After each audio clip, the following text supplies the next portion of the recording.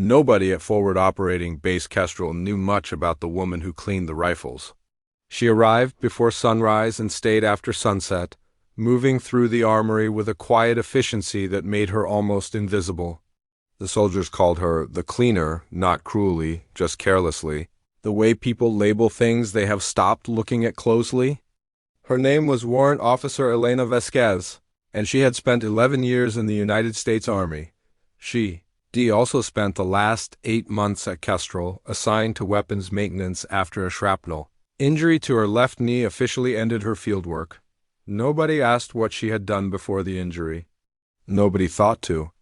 And that is exactly what this story is about: what happens when the world decides to stop looking at someone, and that person decides to show the world exactly what it missed.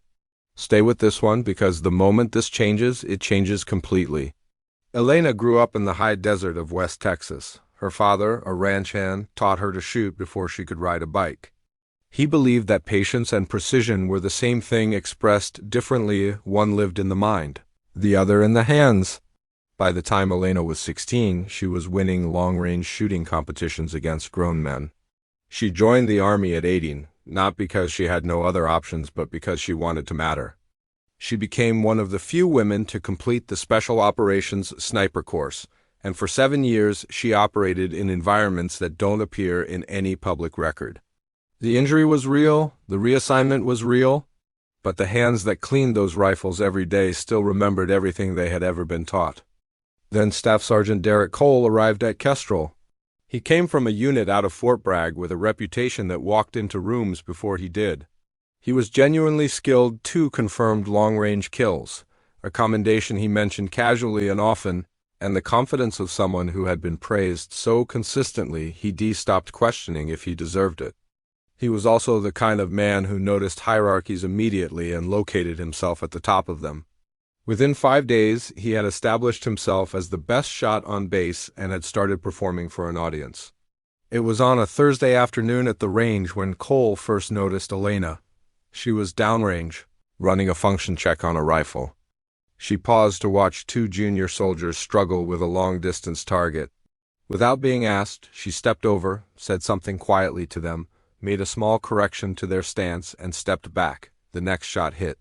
Cole watched this from 20 meters away and laughed loudly enough for everyone to hear. "Good thing we have someone to fetch the rifles," he said to the soldier beside him. "Be a waste to also expect her to shoot them." The junior soldier said nothing. Elena looked at him for exactly 1 second, then turned back to the rifle in her hands. But what happened next was not planned.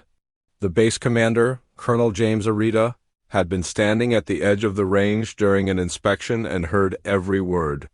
He was a quiet man himself, deliberate in the way that people become after years of watching careless words cost lives. He walked to the firing line, picked up a scoped rifle, chambered a round, and handed it to Elena. He said 4 words. "Show him what's there." The target was 940 meters out, beyond the standard qualification distance, in a tricky crosswind. Elena accepted the rifle without comment, settled into position with the practiced ease of someone returning to a language they had spoken fluently for decades, and when completely still, the range went quiet. She controlled her breath, read the wind with her eyes closed for 3 seconds, and fired. The target fell. Cole said nothing. A soldier nearby exhaled audibly. The range master walked out to confirm the hit, came back, and simply nodded. Colonel Arita took the rifle back and returned to his inspection. Elena stood up, checked the chamber out of habit, and handed the weapon to a soldier for the cleaning log. She did not look at Cole again. That evening, Cole found her in the armory. He stood in the doorway for a long moment before speaking.